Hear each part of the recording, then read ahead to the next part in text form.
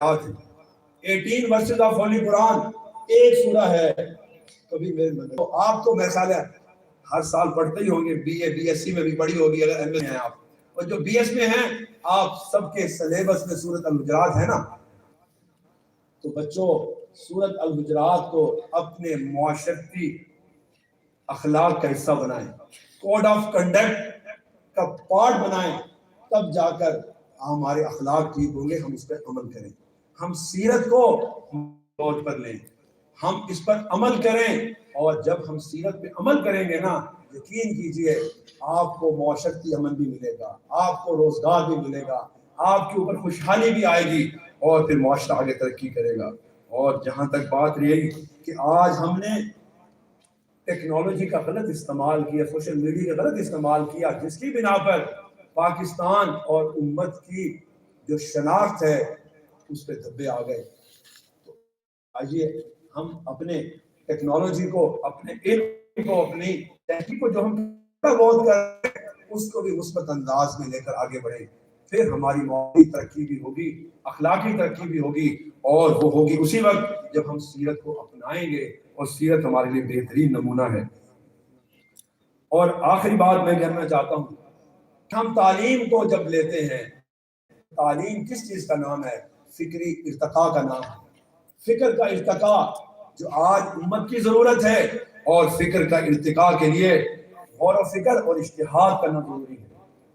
آج اجتہاد کے دروازے کو ہم نے بند کر دیا، ہم نے جمود کو اختیار کر لیا، ہم نے تقلید کو اختیار کر لیا، اور ہم محض جمود اور تقلید کے اندر ایسے پڑے کہ ہم غور و فکر کرنے کی صلاحیت کو، اس فکری ارتقاء کو جو آقا نامدار حضرت محمد صلی اللہ علیہ وسلم نے اپنے ریاست مدینہ سے شروع کیا تھا، اور پھر مسلمانوں نے عہد خلفائے راشدین کے اندر، بنو امیہ کے دور کے اندر، بنو عباس کے دور کے اندر، اسی فکری ارتقاء کے ذریعے پوری دنیا کے نقشے کو بدل کر رکھ دیا.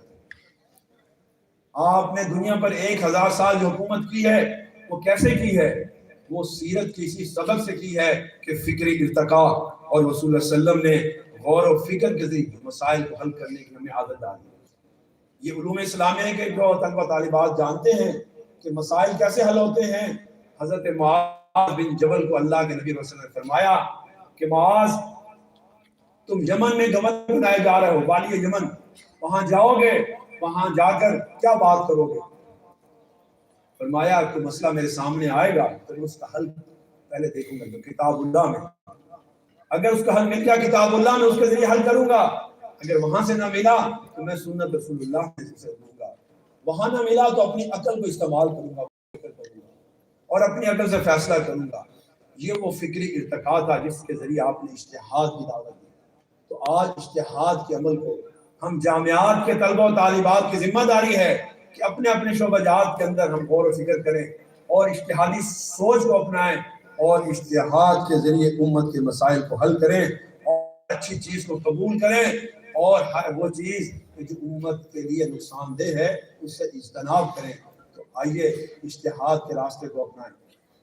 عزیز طلبہ طالبہ جو بعد میں آ رہے ہیں بیٹھ جائیں، یہ کوئی سیرگاہ نہیں ہے کہ آپ چل پھر رہے ہیں، یا کسی سیاسی جماعت کا جلسہ بھی نہیں ہے. آپ بیٹھ جائیے نا ذرا پلیز. آرو صاحب یہ جو آپ کے ہیں بیٹھ جائیں پلیز. چلنا پھرنا جو آ رہے ہیں بیٹھتے جائیں نا.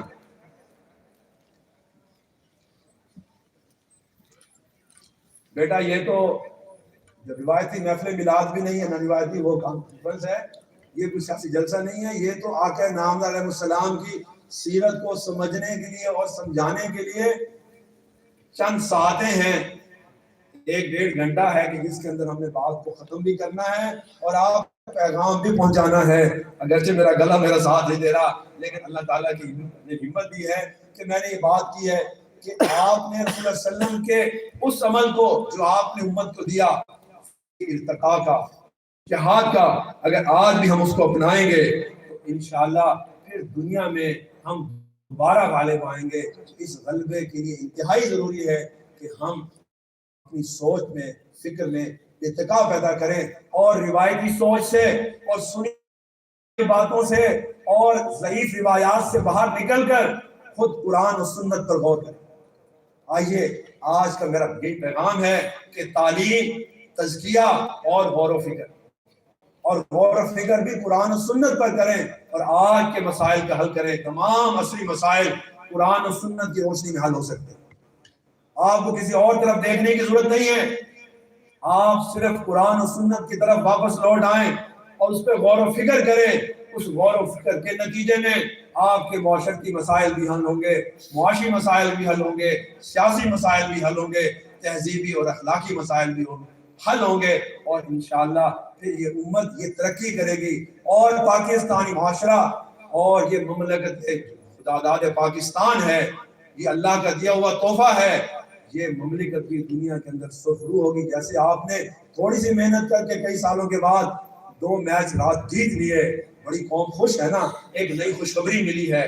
تو اسی طرح دیکھیے، اسی پیرامیٹر کو لے لیجئے، جب ہم متفق ہوں گے، ہمارے اندر اتفاق و اتحاد ہوگا، اور ایک دوسرے کی ہم ٹانگ نہیں کھینچیں گے اور محنت کریں گے، کوشش کریں گے، اپنے پروفیشن کے اندر محنت کرتے ہوئے اجتہادی فکر کو اپنائیں گے، تو پھر ہم اسی طرح ساری دنیا کے میچ بھی جیت سکتے ہیں، پھر ہم ہر میچ کے اندر آگے جائیں گے انشاءاللہ۔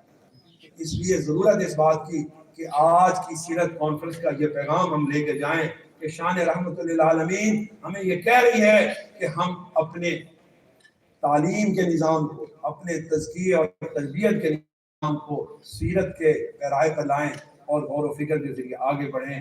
بہت شکریہ تمام مہمانوں کا بھی، عزیز طلبہ و طالبات آپ کا بھی۔ اقبال کی بات پہ ختم کرتے ہیں، قوت عشق سے ہر پست کو بالا کر دے، قوت عشق سے ہر پست کو بالا کر دے، دہر میں اس میں محمد سے اجالا کر دے، میں اس میں محمد سے اجالا کر دے۔ بہت شکریہ۔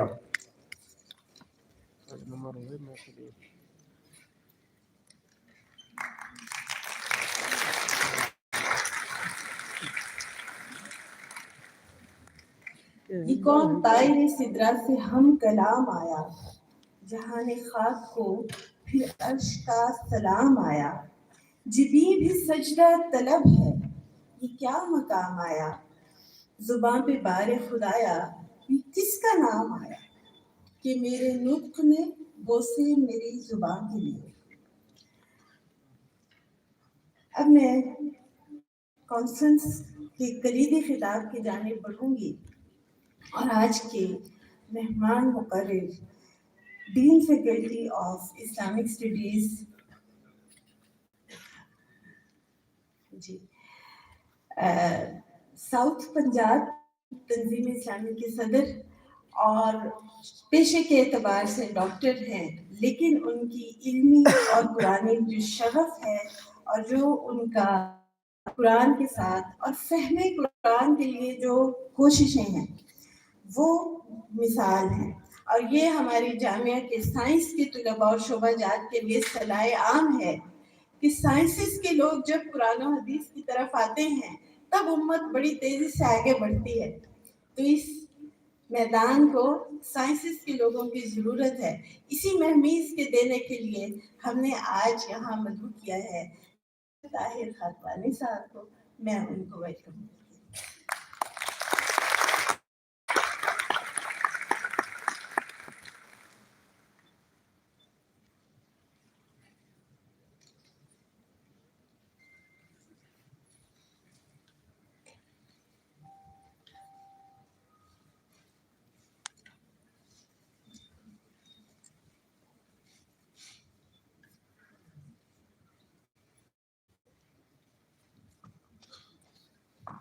ایک مرتبہ دوشی پڑھ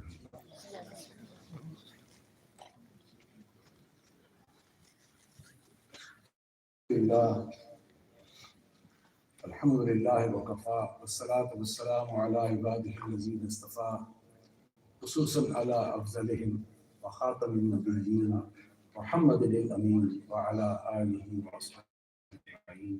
اما بعد، قال تبارک وتعالی فی سورۃ احزاب، اعوذ باللہ من الشیطان الرجیم، بسم اللہ الرحمن الرحیم، لقد کان لکم فی رسول اللہ اسوۃ حسنۃ لمن کان یرجو اللہ والیوم الآخر وذکر اللہ کثیرا۔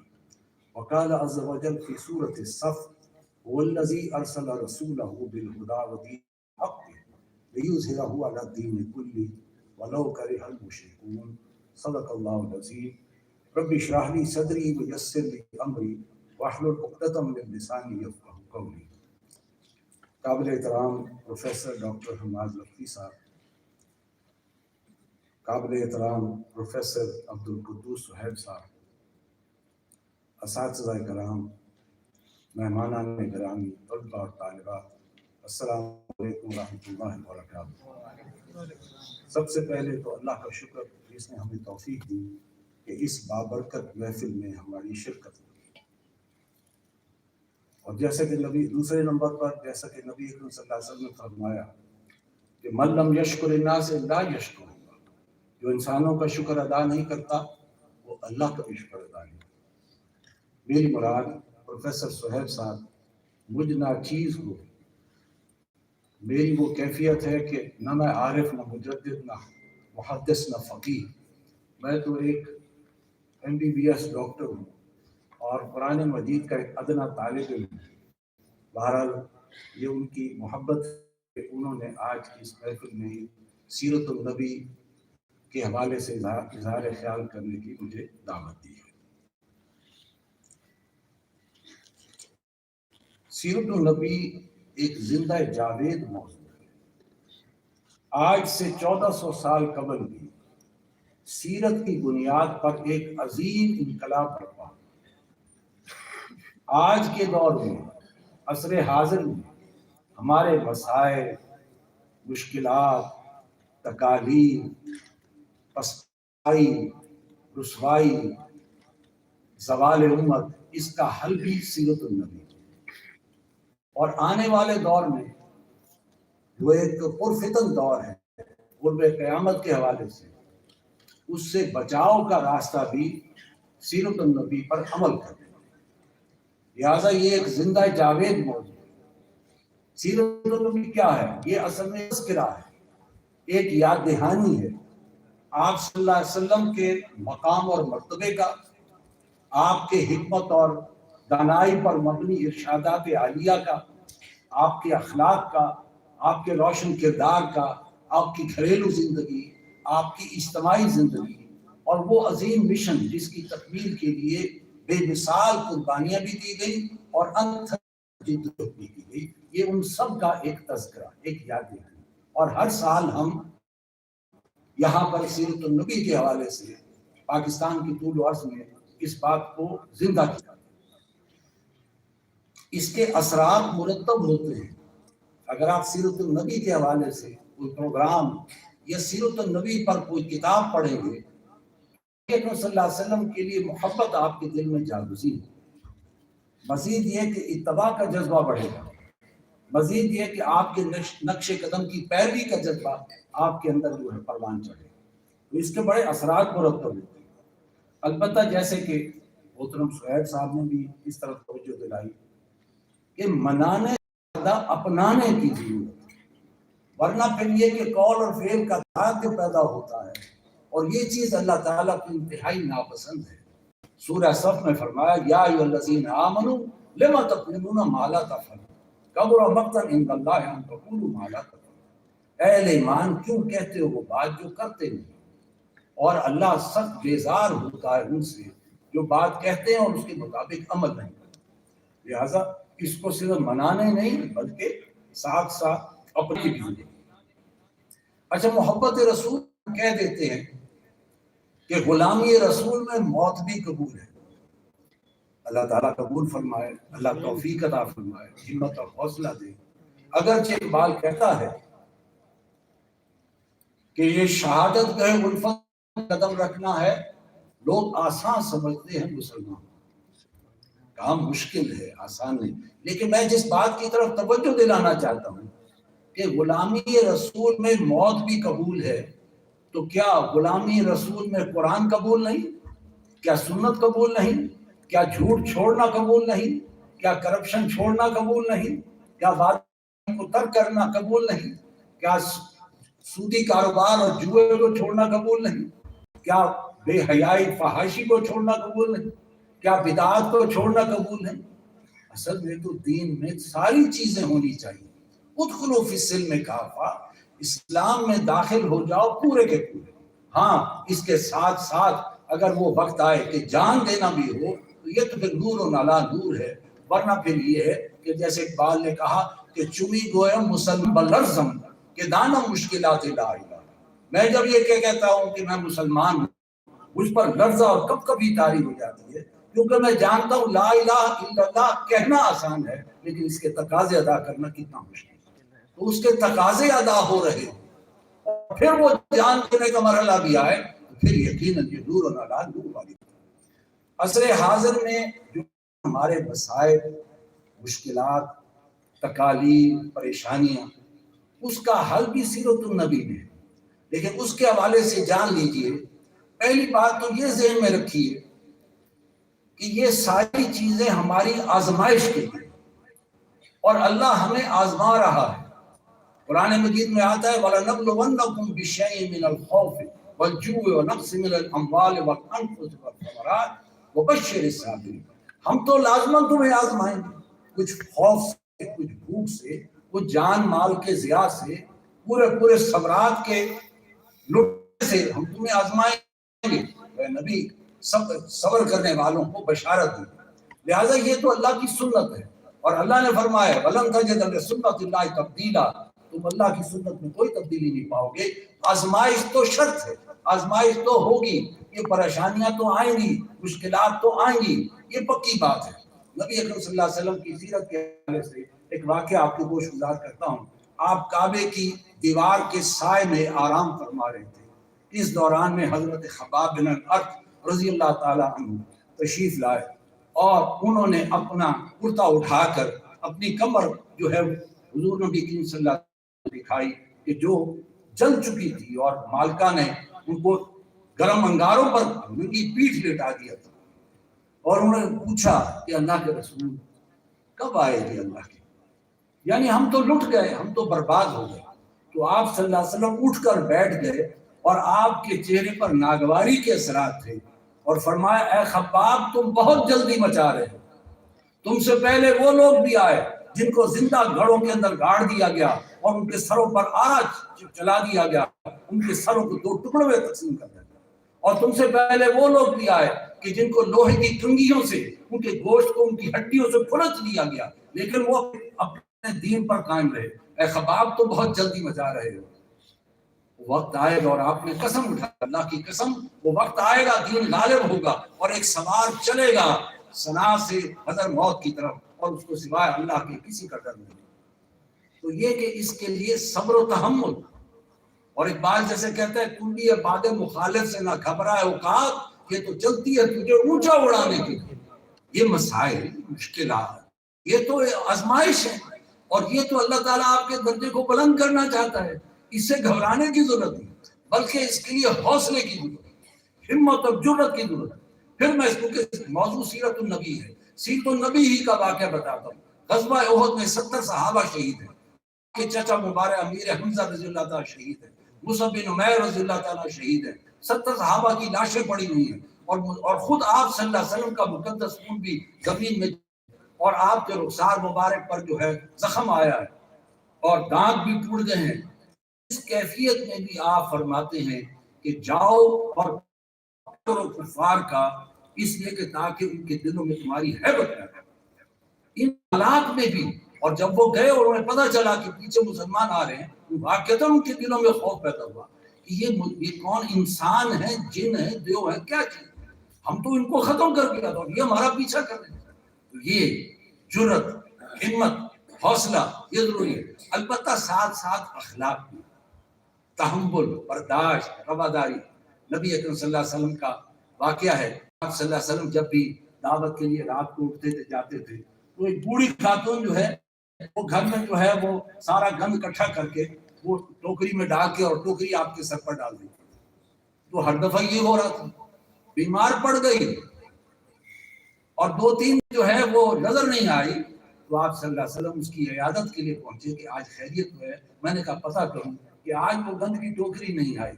اخلاق دیکھیے، رواداری دیکھیے، کیسا آپ کا اخلاق ہے. اور محمد بن قاسم کا بھی واقعہ بتاؤں کہ وہ جنہوں نے ہندوستان میں اسلام کا آغاز کیا، وہ ان کا اخلاق اتنا اعلیٰ تھا کہ ہندو 200 برس تک ان قاسم کی مورتی بنا کر پوجتے رہے، جو بھی ان کا دین تھا، لیکن اخلاق کا یہ عالم تھا کہ ان کی مورتی بنا کر پوجتے رہے۔ پھر یہ کہ حل کا جذبہ بھی جاری رہے۔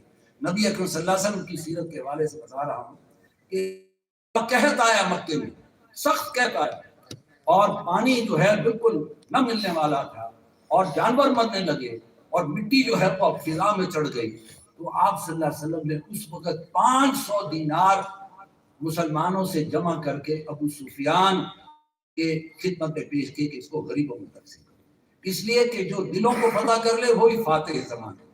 دلوں کو نرم کرنا مقصود تھا، اور یہ ساتھ ساتھ تو ان اور آخری چیز تو دعا ہے، اللہ سے دعا کی جائے، اس لیے دعا مخ العبادہ، دعا ہی عبادت کا جوہر ہے، الدعاء هو العبادہ، دعا ہی اصل میں عبادت۔ یہ وہ پیرامیٹرز ہیں کہ جس پر عمل پیرا ہو کر ہم جو ہے اس مشکل کوئی بھی گھڑی ہو، وقت ہو، اس کو ہم جو ہے گزار سکتے ہیں۔